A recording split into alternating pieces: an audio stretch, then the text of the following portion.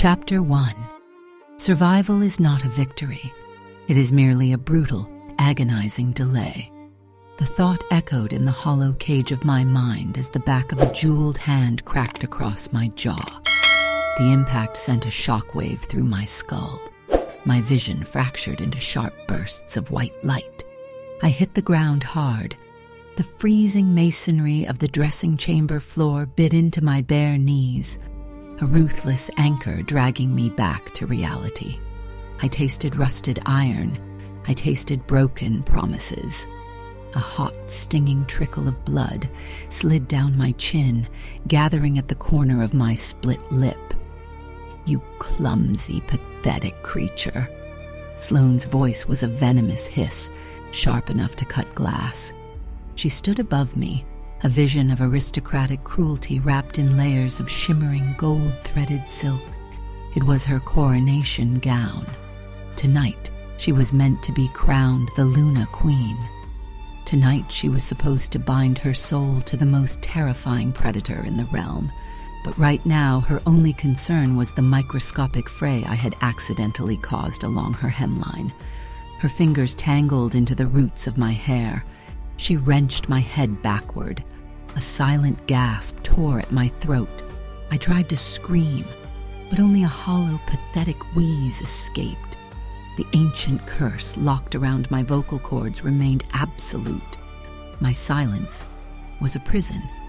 It had been my cage for 10 long years, an invisible chain choking the life out of every syllable I desperately needed to speak. "Look at what you have done," Sloane spat, her pristine face contorting with disgust. "A mute, useless wretch. You are not even fit to scrub the mud from my boots, let alone touch the royal silk. A blind beggar is just another mouth to feed, but a mute servant is nothing but a walking corpse." The air in the chamber was stifling. It felt leaden, suffocating under the overwhelming stench of her synthetic rose perfume and crushed lilies. It made my stomach churn. I lowered my gaze, offering the submissive posture of a broken slave. My chest heaved. I focused on the single drop of crimson blood falling from my chin. It hit the pale marble with a tiny damning splash. Then, the world shattered. It was not a metaphor. The colossal oak doors of the royal dressing chamber did not merely open. They exploded. Thick iron hinges groaned in a brief, dying screech before tearing entirely from the ancient stone walls.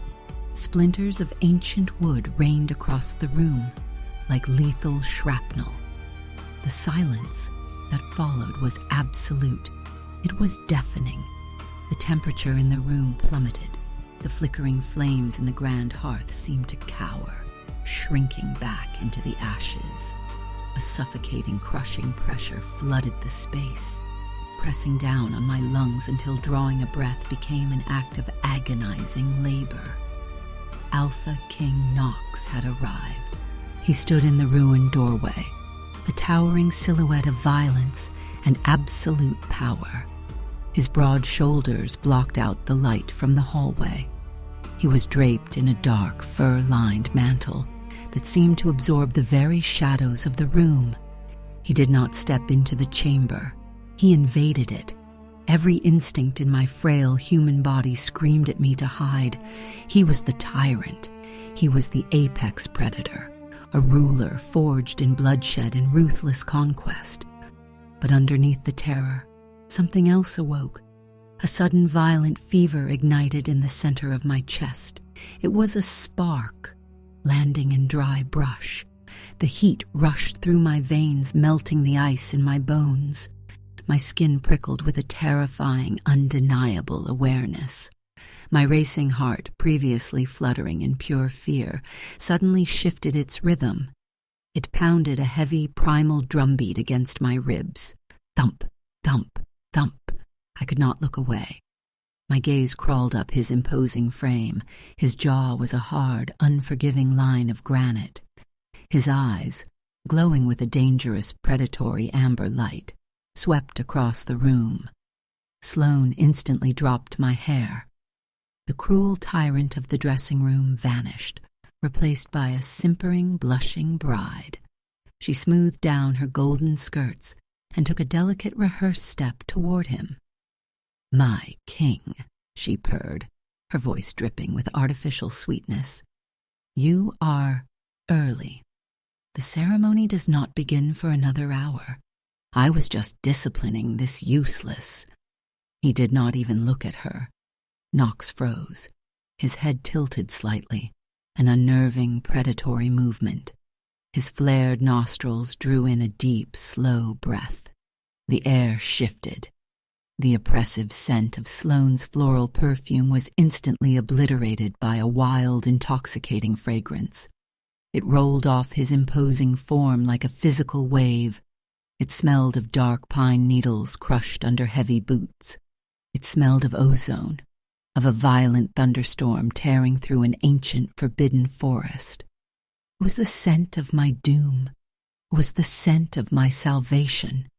A low, vibrating rumble started deep within Knox's chest. It was a terrifying sound, a visceral growl that rattled the silver mirrors on the vanity. The beast beneath his skin was waking up. The colossal wolf inside the Alpha King was clawing at its human cage, driven entirely insane by a scent it had waited a lifetime to find. He had caught the scent of my blood.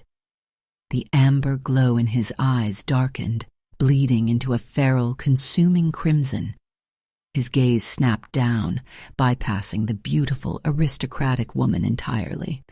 His eyes locked onto me. I was kneeling on the floor, bruised, bleeding, and trembling in a faded, threadbare dress. The invisible tether snapped into place. It was a physical strike. It hit me so hard my breath hitched. My soul slammed against my ribs, straining toward him. Every terrified, rational thought evaporated. I was entirely consumed by the gravity of his stare. In his burning eyes, I did not see a king looking at a slave. I saw a starving, desperate monster looking at his only source of warmth. He took a slow, deliberate step forward. The stone floor seemed to tremble under his boots. My heart hammered wildly against my throat. I should have crawled away. I should have scrambled backward until my spine hit the cold plaster wall. Instead, my chin lifted. My lips parted in a silent, trembling gasp. My fractured soul surrendered to the pull, entirely captivated by the magnificent, terrifying beast stalking toward me. Sloane stepped into his path. It was a fatal mistake. "Knox?" she whispered, her voice faltering. The golden silk of her gown rustled. It was an abrasive, irritating sound against the sudden stillness of the room. He did not blink. He did not acknowledge her existence. He simply walked through her space, a looming shadow eclipsing her golden light. Sloane stumbled backward, gasping as his broad shoulder clipped hers. He was a force of nature. He was a tidal wave crashing into the fragile shores of my reality. Knox stopped inches from my trembling knees. The temperature in the room spiked. My skin flushed, burning under the phantom weight of his gaze. I kept my eyes on his dark, mud-caked boots. I did not dare to look up. A predator took eye contact as a challenge. I was no challenger. I was prey. Yet my blood sang a different song. It hummed in my veins, drawn to the crushing gravity of his presence. He crouched. The movement was impossibly fluid for a man of his colossal stature. His knee hit the cold stone. A low, vibrating hum resonated from his chest, bypassing my ears and shaking the marrow of my bones. "Look at me." The command was softly spoken. It was not a roar. It was worse. It was an absolute, undeniable compulsion. My head lifted against my will. My chin tipped upward. Our eyes met. A jolt of pure, unadulterated electricity snapped between us. My breath hitched. His crimson eyes were a swirling inferno of rage and agonizing hunger. He was staring at the fresh drop of blood on my chin. His nostrils flared, taking in the metallic tang mixed with the scent of my skin, pine needles, rainwater, fear. He reached out. His hand was enormous, scarred and calloused from years of ruthless warfare. I flinched. I squeezed my eyes shut, expecting the agonizing strike. It never came. Instead, the rough pad of his thumb brushed against my lower lip. It was a feather-light touch. It was devastating. A scorching heat bloomed from the point of contact, sending a violent tremor down my spine. I gasped, a silent, broken sound. My eyelids fluttered open. His thumb smeared the blood across my pale skin. He leaned closer. The intoxicating scent of thunderstorm and dark earth wrapped around me, a protective, suffocating blanket. His chest heaved. The beast beneath his skin was thrashing, tearing at the chains of his royal duty. He was supposed to mate the Golden Queen. He was supposed to secure the political alliance. But the beast only wanted the bleeding girl on the floor. My heart thundered. Thump, thump, thump. He could hear it. I knew he could.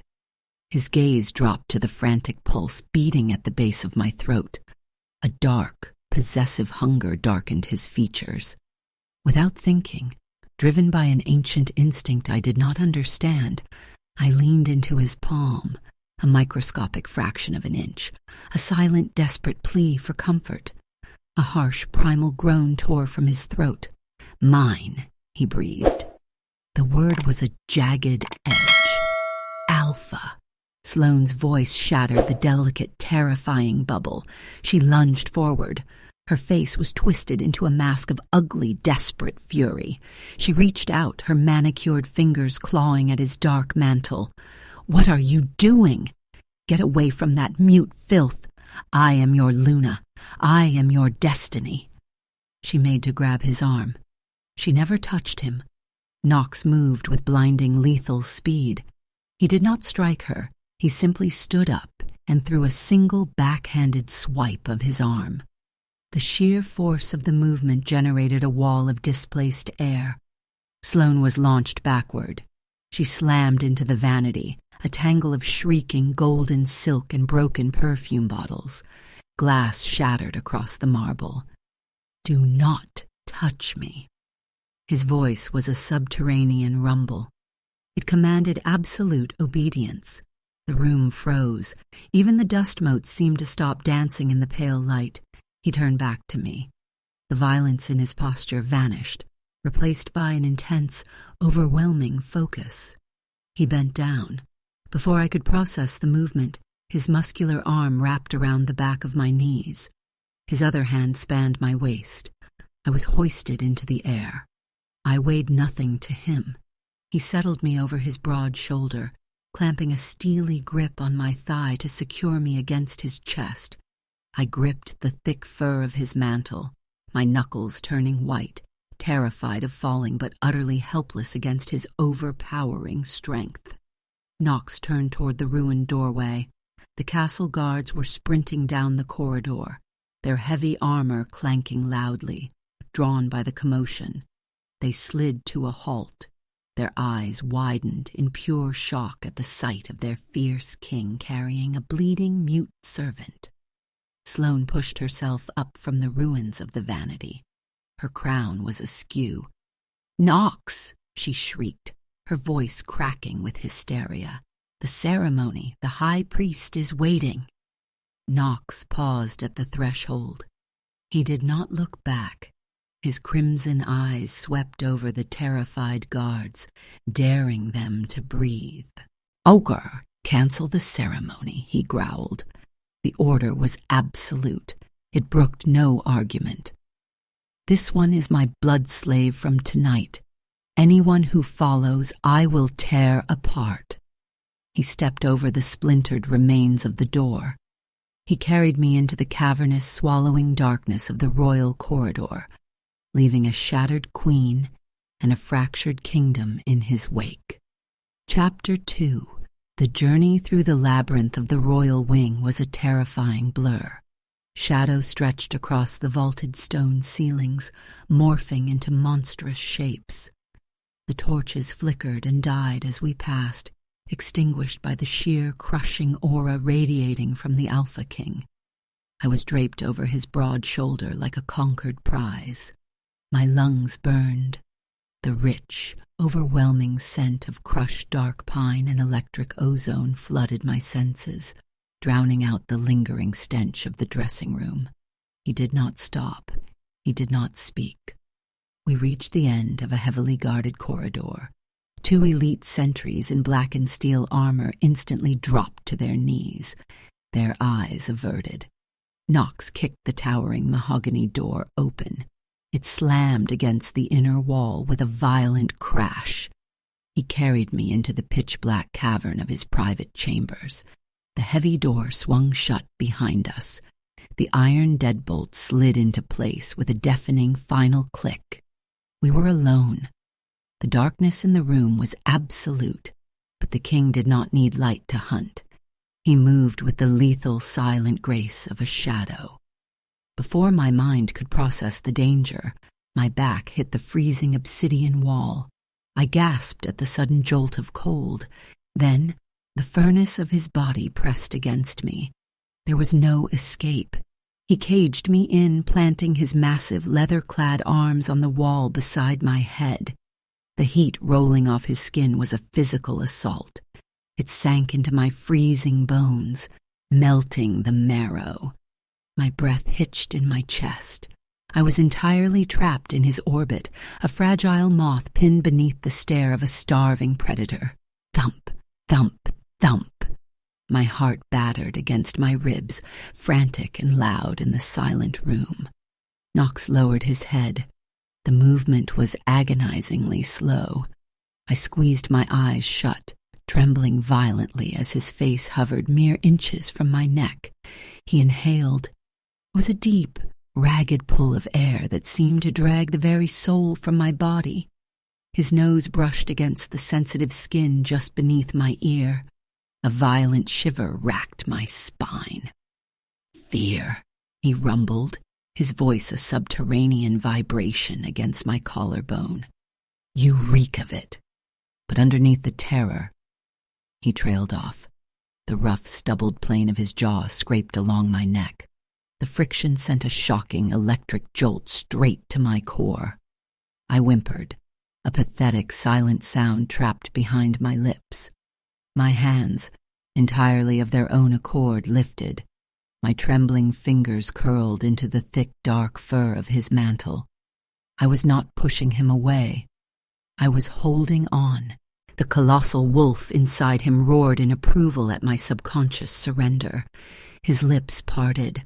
I felt the sharp, terrifying points of his elongated canines graze the frantic pulse beating at the base of my throat. It was the ultimate threat. It was the ultimate promise.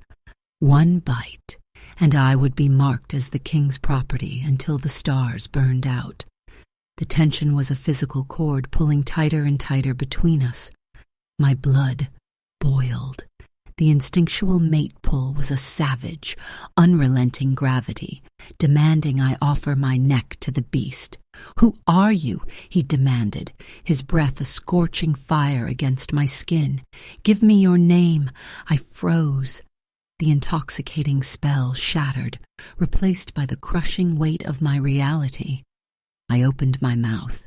I desperately tried to form the shape of my name, Wren, just one syllable. But the ancient curse wrapped around my vocal cords tightened like a rusted wire. The magical seal burned my throat, choking the air from my lungs. A sharp, agonizing pain spiked behind my eyes. I could not speak. I was a broken thing. A hot tear spilled over my lashes, cutting a wet path down my cheek. It dripped from my jaw and landed directly onto the king's bare hand. Knox flinched. The drop of salt water might as well have been liquid fire. He pulled back.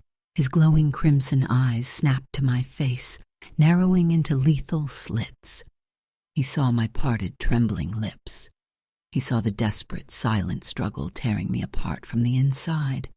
He watched as another tear escaped, followed by a silent, agonizing sob.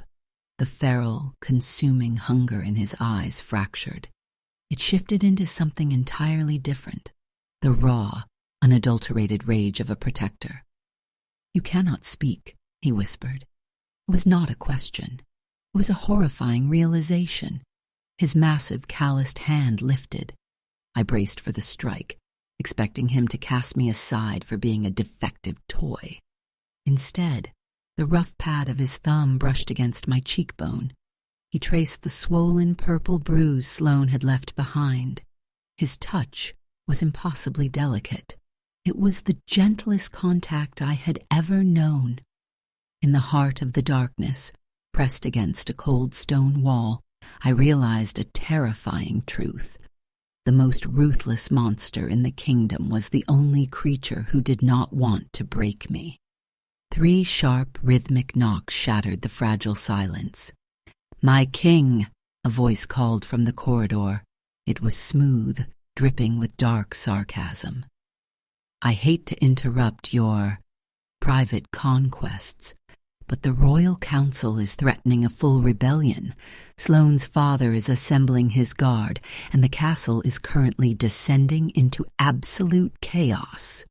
Truly, a masterful political maneuver on your part." Knox released a guttural snarl that shook the floorboards. He stepped back, instantly severing the intoxicating connection. The sudden loss of his heat left me shivering. He turned toward the door, his posture rigid with lethal intent. He unlocked the deadbolt and pulled the heavy wood open just a few inches, blocking the entrance with his imposing frame. "Handle the council, Jet," Knox commanded, his voice devoid of any warmth.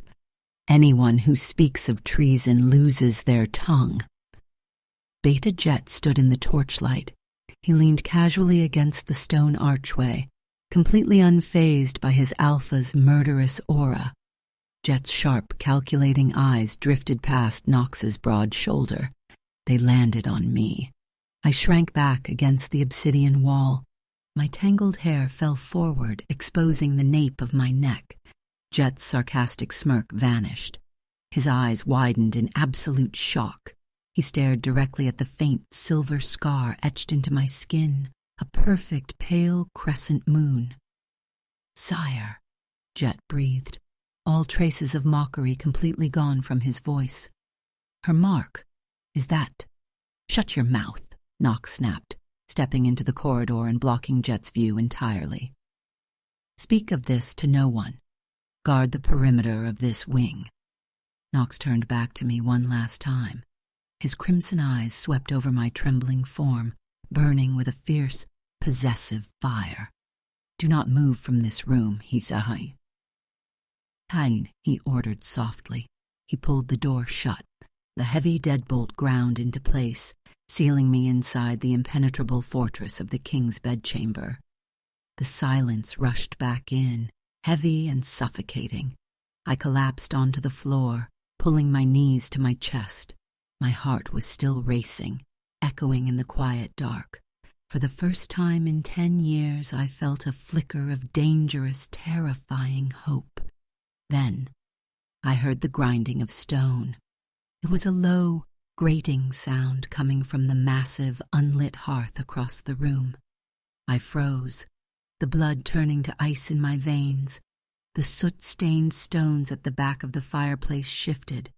A hidden seam cracked open, revealing a narrow, pitch-black passage. A pale, jeweled hand gripped the edge of the stone. Sloane stepped out of the shadows. Her golden coronation gown was torn and stained with soot. Her crown was gone, leaving her hair in a wild, chaotic tangle. The beautiful aristocratic facade had entirely rotted away, revealing the deranged, ugly monster hiding beneath her skin. Behind her, 2 towering men clothed in black leather and steel stepped into the chamber. Sloane lunged before I could even scramble backward. Her fingers twisted into my hair, yanking my head back with vicious, bone-snapping force. I thrashed blindly, but the two assassins immediately pinned my arms to the freezing floor. A cold, metallic pressure pressed sharply against the frantic pulse in my throat. It was a curved dagger.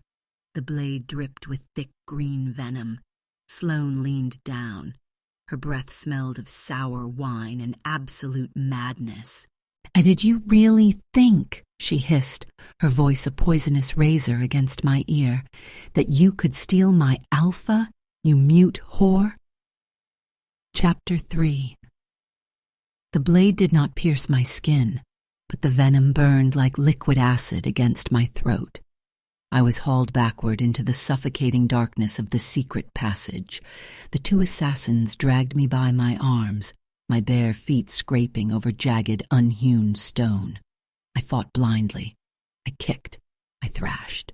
But my starved, fractured body was no match for their brutal strength. Sloane walked ahead, a phantom in the gloom. Her torch cast long, towering shadows against the damp walls. The air grew impossibly cold. It smelled of rotting earth and ancient, forbidden magic. We were descending beneath the castle, moving toward the howling abyss of the forbidden cliff. "You thought you were so clever," Sloane hissed, not bothering to look back. Her voice echoed, a sharp, metallic scrape in the tunnel. "A silent little mouse stealing the lion. Did you think I was blind?" We burst out of the tunnel. The freezing wind slammed into me, an invisible wall of ice. We stood on the jagged edge of the world. The forbidden cliff dropped off into a churning ocean of thick, unnatural fog. The dark sorcery here was a physical weight. It pressed against my skull. It choked the life from the surrounding pine trees, leaving them as twisted, blackened skeletons. The assassins threw me onto the frost-covered rock. My knees hit the stone hard. I gasped, tasting the metallic tang of blood in my mouth. Sloane stalked toward me. The wind whipped her ruined golden gown around her legs. She crouched, grabbing my jaw with terrifying strength. Her manicured nails dug into my bruised skin. "I saw the way he looked at you," she sneered, her face inches from mine. "I saw the feral beast in his eyes, and then I saw it." She reached behind my neck. Her fingers ripped the collar of my threadbare dress downward, exposing my nape to the biting wind. She traced the pale silver crescent moon scarred into my flesh. "The true mark," she whispered, her voice trembling with a toxic cocktail of awe and absolute hatred. The prophecy spoke of a siren wolf, a queen born of moonlight and ancient power. "My father spent a decade hunting you down. We slaughtered your pack. We bound your voice with dark sorcery. We reduced the true Luna to a pathetic, mute slave." She stood up, laughing. It was a hollow, deranged sound that the wind immediately swallowed.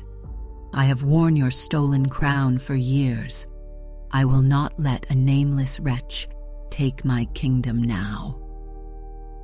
Far above us, within the suffocating walls of the royal council chamber, the world violently tilted on its axis. Alpha King Nox stood at the head of the obsidian table. He was surrounded by bickering lords and treacherous politicians. They were demanding answers. They were demanding blood. He heard none of it. A sudden agonizing spike of terror pierced his skull. It was not his own. It was a raw, unfiltered scream of pure panic, transmitted through a primal bond he had only just discovered. The phantom scent of dark magic and venom flooded his senses, entirely overriding the stench of fear in the council room. Ren. The name was a thunderclap in his mind. Nox did not speak. He did not issue a command. The human facade completely shattered.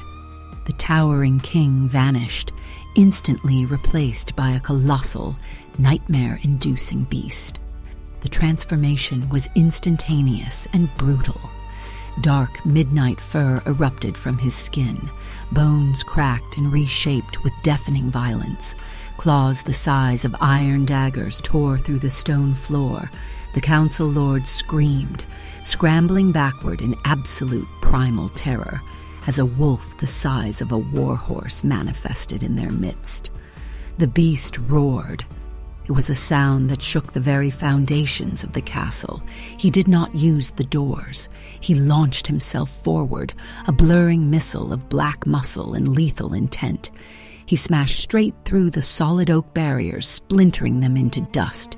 He tore through the grand corridors, his massive paws gouging deep trenches into the ancient marble. Guards threw down their weapons and fled. Nothing could stop the Alpha. He was a god of destruction. He was entirely consumed by a singular blinding need. He had to reach his mate. Back at the cliff, Sloane drew a silver dagger from her bodice. The metal gleamed with a sickly, cursed light. "Hold her still," she commanded the assassins. They tightened their grips, pinning my shoulders to the frozen ground. I did not close my eyes. I stared up at the pitch-black sky, my heart hammering a frantic, dying rhythm against my ribs. Thump, thump, thump. I was going to die here. A nameless, voiceless ghost. But the earth began to tremble. It started as a low vibration, a rhythmic drumming deep within the stone. It grew louder. It grew faster. The pebbles on the edge of the cliff danced and skipped. Sloane froze, her dagger suspended in mid-air. She spun around, her eyes widening in pure, unadulterated horror. High above us, the magnificent stained glass window of the castle's southern tower exploded outward. A shower of razor-sharp, colorful glass rained down like lethal confetti. Through the magnificent ruin, a colossal black shadow launched itself into the night sky.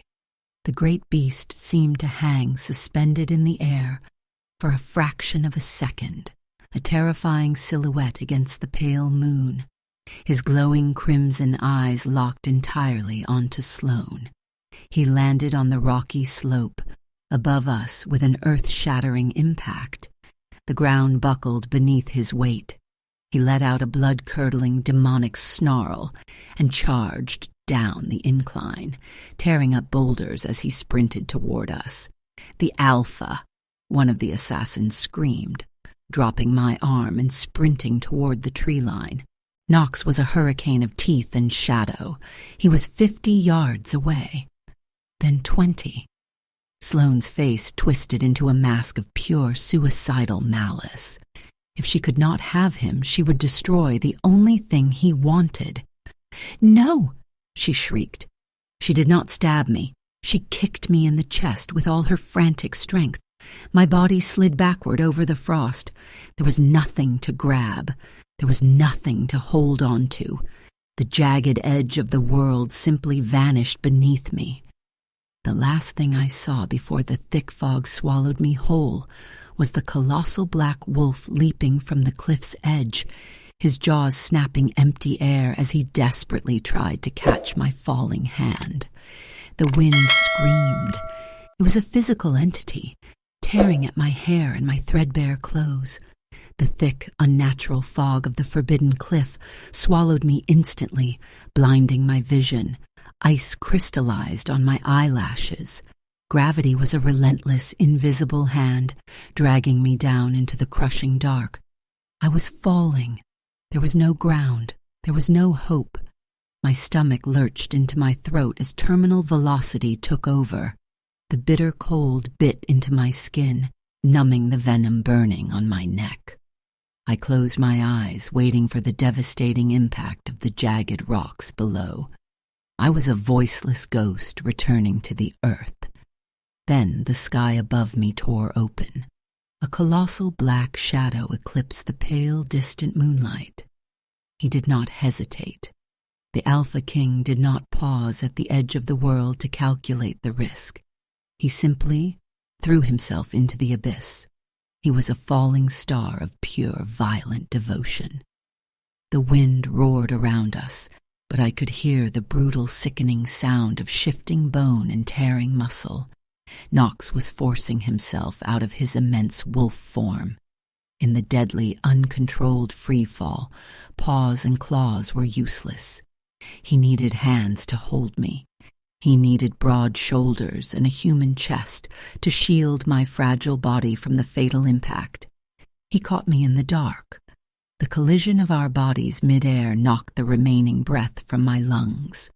His strong, scarred arms wrapped around me like bands of unbreakable steel. He yanked me flush against his burning chest, burying his face in the crook of my neck. His heat was a sudden, violent furnace in the freezing void. The intoxicating scent of dark pine, electric ozone, and raw desperation completely enveloped me. He twisted our falling bodies. He placed himself beneath me, entirely willing to be the shield that shattered against the canyon floor. He was going to die. The most powerful predator in the realm was going to sacrifice his reign, his life, and his kingdom for a mute, bleeding slave he had met barely an hour ago. No, the refusal started deep within my marrow. It was not a thought. It was a spark of ancient sovereign power. I felt his frantic, thunderous heartbeat slamming against my ribs. Thump, thump, thump. He was my mate. He was my protector. I would not let the fog take him. The dark magic wrapped around my vocal cords tightened violently, sensing my internal rebellion. The 10-year-old curse burned like a collar of liquid lead, choking my airway. It demanded my silence. It demanded my death. But the mate pull was infinitely stronger. The sheer, unadulterated will to save him ignited the dormant siren wolf blood buried deep within my veins. The awakening was catastrophic. It felt like a forgotten constellation exploding to life beneath my skin. The cursed seal around my throat fractured. The sensation was agonizing, like swallowing crushed glass, but the pain was instantly incinerated by a sudden terrifying rush of pure kinetic energy. I tasted hot metallic blood. I opened my mouth. I dragged in a massive lungful of freezing, foggy air. For the first time in 10 years, I unleashed my voice. Knox! It was not a human shout. It was a weapon. A sonic shock wave of absolute prehistoric authority erupted from my lips. The sound wave was a visible, violent ring of kinetic force. It tore through the dense, unnatural fog, obliterating the dark magic in an instant. The concussive blast violently slammed against the vertical canyon walls, cracking the ancient stone and sending massive boulders tumbling into the void. The sheer upward thrust of the sound wave hit the air resistance, drastically slowing our terminal velocity. The world above us ruptured. Up on the jagged cliff, the shockwave slammed into the royal fortress. The earth violently convulsed. Thousands of ravens roosting in the dark, Gothic towers dropped from the sky, their hearts instantly stopped by the overwhelming ancient frequency. The remaining stained glass windows of the castle exploded simultaneously.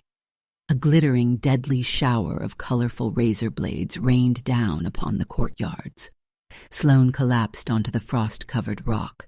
She screamed, clamping her pale hands over her ears. Bright red blood trickled through her manicured fingers. Her eardrums had ruptured. Her eyes were wide with sheer, unadulterated terror. Her aristocratic arrogance was entirely gone, replaced by the horrifying realization of what she had just done. The mute girl was gone.